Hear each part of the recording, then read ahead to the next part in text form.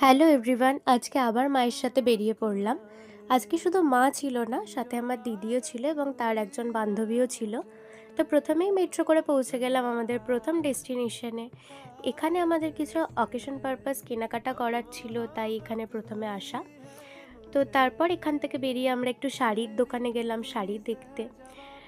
শাড়ি দেখাশোনা হয়ে যাওয়ার পর আমরা সবাই ভাবছিলাম যে এরপর আমাদের কোথায় যাওয়া যায়, তো সবাই মিলে ঠিক করা হলো একটু হাতিবাগান ঘুরে আসা যাক।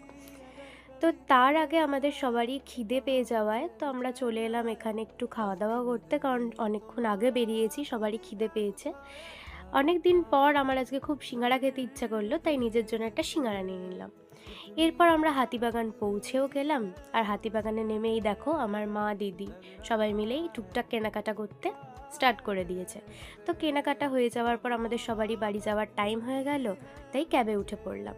এই জায়গাটা তো সবাই চিনতেই পারছো, সবারই খুব প্রিয় নিশ্চয়ই। তো যাই হোক, এখান থেকে বেরিয়ে গেলাম আর বাড়ির পথে চলেও এলাম। তো এখানেই আজকে ব্লগটাকে